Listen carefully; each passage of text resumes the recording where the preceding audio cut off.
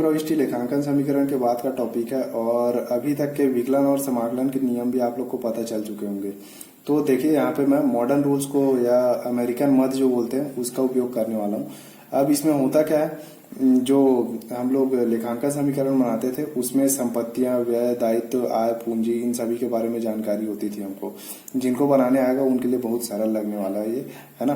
अब इसमें देखो कुछ नियम हम लोग पालन करते हैं। इसमें क्या क्या चीज भाई, संपत्तियां जो रहेंगी, व्यय जो रहेगा, है ना, बढ़ेगा तब उसको क्या करना है, विकलन तरफ में लिखना है, और जब भी घटेगा तो उसको समाकलन की ओर लिखेंगे हम लोग, ठीक है। उसके बाद में होता है दायित्व, आय और पूंजी, ठीक है। जब भी बढ़ेगा तो उसको समाकलन की ओर लिखेंगे और जब भी घटेगा तो उसको विकलन की ओर लिखेंगे।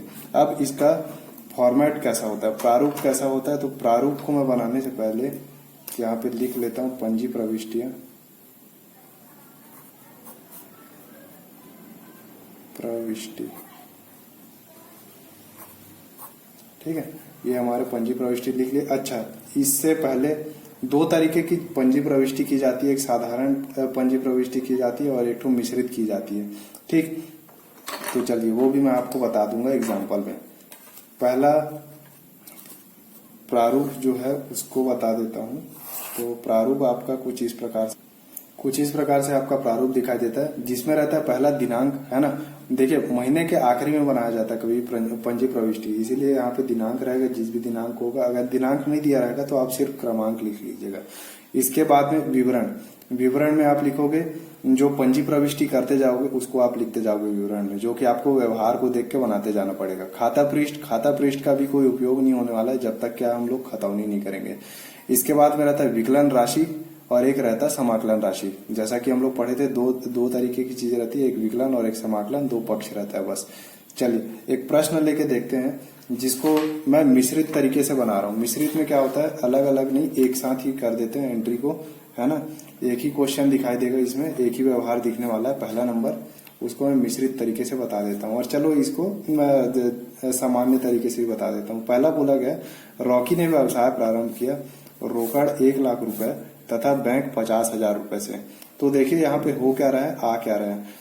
जैसे कि हम लोग लेखांकन समीकरण बनाते थे उसमें क्या होता था, ये एक संपत्ति आता था, ये एक संपत्ति, है ना, ये एक संपत्ति, दो संपत्ति, एक रोकड़ और बैंक में आता था, और दोनों का योग आपको दिखाता था पूंजी की ओर, ठीक है। मतलब सेम यहाँ पे भी होने वाला है। रोकड़ आया आपके पास तो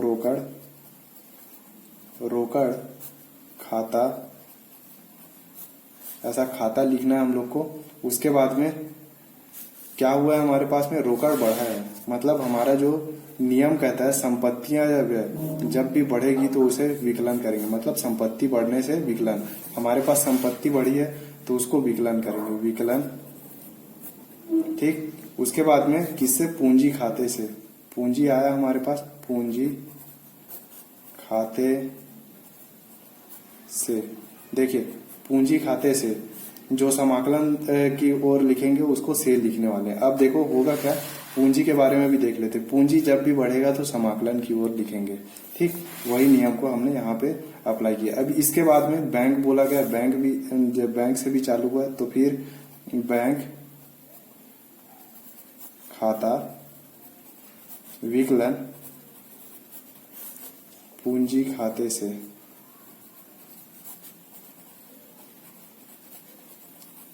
ठीक है। इसके अलावा हम लोग को नरेशन भी लिखना पड़ता है, ठीक है, जो कि पूरा जानकारी देता है। जैसे कि चूंकि व्यापार रोकड़ से, ठीक है। तो यहाँ पे दोनों एंट्री मैंने अलग अलग कर लिया, दोनों प्रविष्टि मैंने अलग अलग कर ली कि रोकड़ खाता विकलन पूंजी खाते से और बैंक खाता विकलन पूंजी खाते से। और यहाँ पे मैंने नरेशन भी लिख दिया कि भाई चूंकि व्यापार रोकड़ से प्रारंभ किया, ठीक है, व्यापार प्रारंभ किया रोकड़ से और व्यापार प्रारंभ किया बैंक से। इसके अच्छा, व्यापार रोकड़ से प्रारंभ किया लिख लेते हैं यहाँ पे, प्रारंभ किया, ठीक। अब इसको असलियत में बनाते हैं भाई, वो मिश्रित जो एंट्री बोला था मैंने, मिश्रित प्रविष्टियां, उसके हिसाब से बनाते जाएंगे। चलिए यहाँ पे क्या बोला गया, रोकड़ से, रॉकी ने व्यवसाय प्रारंभ किया रोकड़ तथा बैंक से। तो हम लोग क्या करेंगे, यहाँ पे पंजी प्रविष्टि करेंगे भाई। दो तो संपत्ति दिखाई दे रही है, रोकड़ और बैंक, दोनों संपत्ति हमारे पास बढ़ रहा है, तो उसको किस में लिखेंगे, विकलन तरफ में लिखेंगे। तारीख यहाँ पे नहीं दी गई है, हमारे पास सिर्फ संख्या दी गई है ना। अब यहाँ पे लिखते हैं भाई रोकड़, रोकड़ खाता विकलन, ठीक है। उसके बाद में दूसरी संपत्ति है बैंक खाता विकलन, बैंक खाता विकलन किससे हो जाएगा, पूंजी खाते से। हमारे पास पूंजी भी बढ़ा भाई, ठीक है, पूंजी खाते से, ठीक। पूंजी बढ़ने पे क्या होगा, समाकलन होगा, समाकलन की ओर आएगा इसकी राशि। उसके बाद में रोकड़ खाता विकलन, तो रोकड़ आया है कितना बोला गया, 1 लाख, और बैंक बोला गया 50,000 रुपए। तो रोकड़ में हम 1 लाख रुपए डाल देंगे और बैंक में डालेंगे 50,000, और उसी प्रकार से पूंजी आ जाएगा हमारा 1,50,000, 1,50,000 रुपए की पूंजी हो गई। इसके बाद क्या करना रहता है, तो नरेशन लिखेंगे भाई। क्या लिखने वाले हैं, चूंकि हमेशा चूंकि से शुरू करना है, चूंकि रोकड़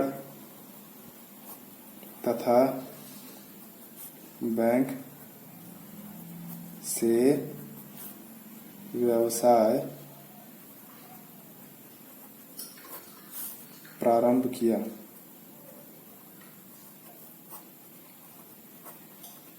ठीक। इसके बाद दूसरे प्रविष्टि की तरफ में बढ़ते हैं भाई। दूसरी प्रविष्टि हमको बोल रहे हैं कि नकद माल खरीदा। तो यहाँ पे क्या हो रहा है, जब भी देखिए पंजी प्रविष्टि जब बनाओगे तो जब भी माल खरीदा जाता है, क्रय किया जाता है, तो उसको एक हम लोग व्यय बोलते हैं, है ना, खर्चा बोलते हैं। तो हम लोग खर्चा जब मान लिए इसको, है ना, व्यय मान लिए इसको, तो व्यय के लिए क्या नियम था भाई, जब भी बढ़ेगा व्यय तब उसको किस में लिखेंगे, विकलन में। मतलब यहाँ पे लिखना है हमको, जब भी खरीदते हैं सामान तो उसको क्रय खाता बोलते हैं, ठीक है, क्रय खाता विकलन। अब देखिए हो क्या रहा है, नकद माल खरीदा गया, मतलब आपके बदले में क्या गया, आपके पास से चला गया भाई, नकद चला गया, है ना, तो रोकड़ बोला जाता है, रोकड़ खाते से, ठीक। इसके बाद राशि लिख देते हैं भाई, राशि बोला गया भाई 10,000 रुपए।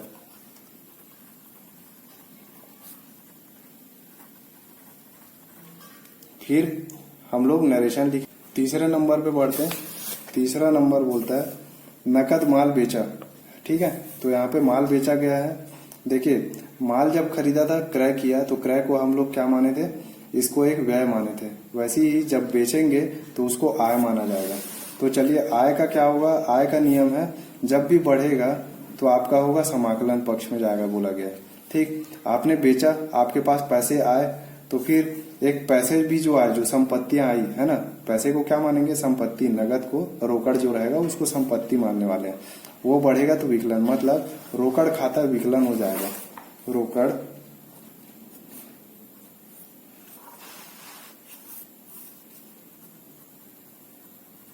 रोकड़ खाता विकलन किससे, विक्रय खाते से,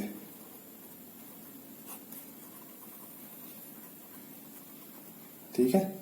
इसके बाद में अमाउंट और नरेशन लिख देंगे, ठीक।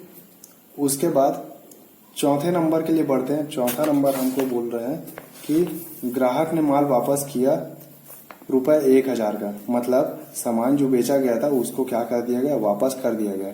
तो देखिए विक्रय हुआ था, अब यहाँ पे हो क्या क्या चीज, विक्रय वापसी। तो विक्रय को अगर हम लोग समाकलन किए थे तो विक्रय वापसी को उसी प्रकार से उल्टा हो जाएगा, उसका हो जाएगा विकलन। तो क्या आ जाएगा भाई, चौथा नंबर विक्रय वापसी खाता विकलन रोकड़ खाते से, बदले में आपको रोकड़ भी देना पड़ेगा।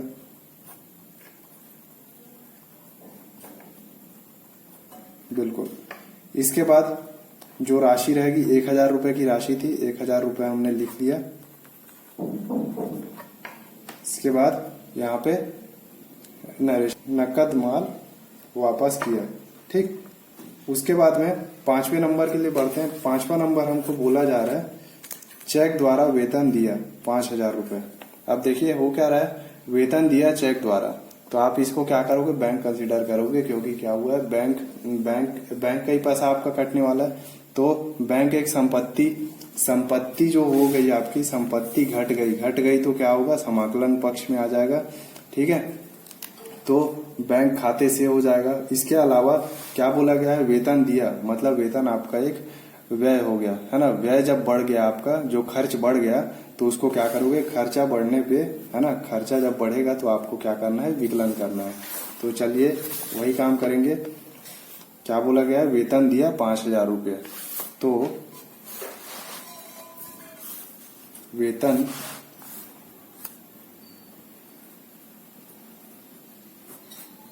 खाता विकलन किससे, बैंक खाते से।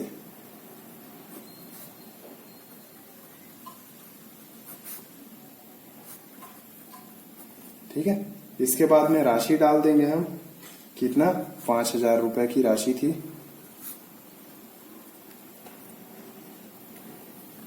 और विवरण लिख देंगे चेक द्वारा वेतन दिया करके। अब 6वें नंबर के लिए बढ़ते हैं। 6वां क्रमांक हमको बोला जा रहा है मेसर्स हरी से माल क्रय किया 50,000 रुपए। तो देखो यहाँ पे रोकड़ का कोई भी जिक्र नहीं किया गया और नाम लिख दिया गया मेसर्स हरी, मतलब ये उधार माल क्रय किया गया है ना। मतलब ये एक जो मेसर्स हरी है ना, जो मेसर्स हरी है वो आपका क्या होने वाला है, एक देनदार, ठीक है, सॉरी लेनदार बनेगा आपका, विविध लेनदार बनने वाला है। तो लेनदार क्या होता है, एक दायित्व होता है। ठीक है, दायित्व जब भी बढ़ेगा तो आप क्या करोगे, उसको समाकलन करोगे। ठीक, आपके पास आया का, इनसे सामान खरीद के लाया, आप क्रय किए हो। ठीक है, तो क्रय करोगे तो क्रय क्या होता है आपका, एक व्यय होता है, जब बढ़ेगा तो विकलन, मतलब क्रय खाता विकलन, क्रय खाता विकलन किससे हो जाएगा, नाम लिखते हैं हम लोग, है ना, जिनसे भी सामान लेके आए हुए विविध लेनदार अगर है तो उनका नाम लिखेंगे, मेसर्स हरी से,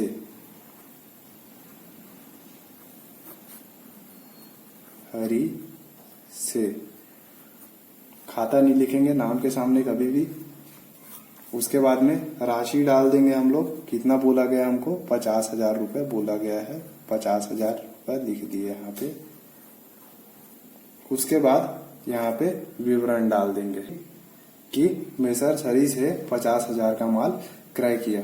इसके बाद 7वें नंबर के लिए बढ़ते हैं। 7वां नंबर हमको बोला जा रहा है मेसर्स हरी को माल वापस किया, मतलब इनके पास से जो हम सामान खरीद के लाए थे उसी को अब वापस किया जा रहा है। कितने रुपए का, 10,000 का माल वापस कर दिया गया। तो क्रय खाता अगर विकलन हो रहा था तो क्रय वापसी खाता क्या हो जाएगा, उसी प्रकार से समाकलन में चला जाएगा। और मेसर्स हरी को मिला तो पाने वाले को हम लोग विकलन करेंगे, है ना। तो मेसर्स हरी विकलन और किससे, क्रय वापसी खाते से। ठीक, 10,000 रुपए बोले गए थे तो 10,000 रुपए यहाँ पे लिख देते हैं और विवरण लिख देंगे, माल वापस किया मेसर्स हरी को। और 8वें नंबर पे बढ़ेंगे। तो 8वां नंबर हमको बोल रहे हैं कि नितिन से ऑर्डर प्राप्त हुआ 2,000 रुपए का। तो देखो यहाँ पे सिर्फ ऑर्डर प्राप्त हुआ है, इसमें कुछ भी खरीदी या बिक्री नहीं हुआ, कोई भी ट्रांजैक्शन ही नहीं हुआ, यहाँ पे कोई व्यवहार हो ही नहीं पाया है।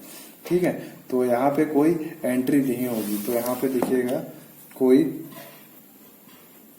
प्रविष्टि नहीं,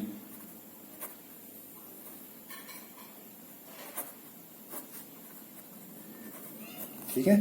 यहाँ पे कोई प्रविष्टि नहीं की जाएगी क्योंकि कुछ व्यवहार हुआ ही नहीं, कोई लेन देन नहीं हुआ। यहाँ पे सिर्फ ऑर्डर दे दिया है, बोल दिया कि मुझे इतने का सामान दे देना, बस बात खत्म। कोई सामान मिला नहीं, कुछ भी नहीं हुआ।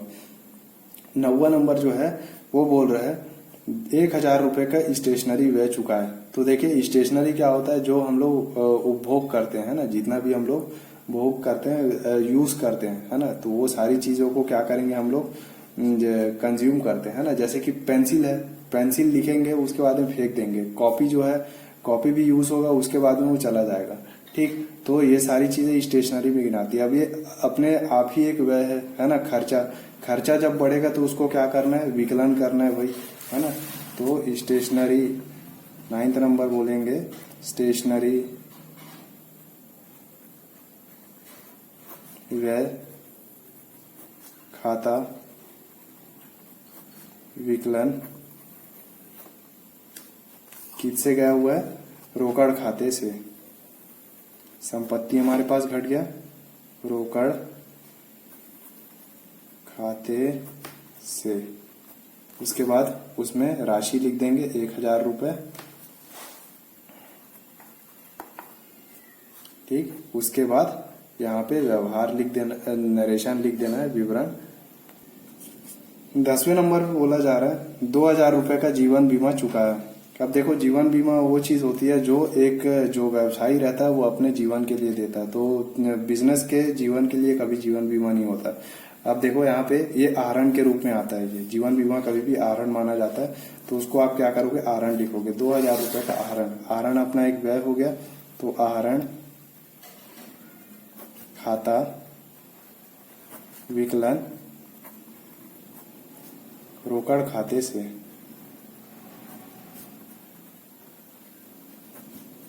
ठीक है, उसके बाद में राशि लिखोगे, यहाँ पे 2000 रुपए बोला गया है, लिख दिया गया 2000 रुपए।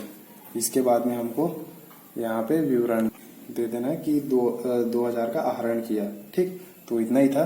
ये एकदम सरल तरीके का क्वेश्चन था, प्रश्न था, जिससे समझने की कोशिश किया है पंजी प्रविष्टि को। चलिए, धन्यवाद।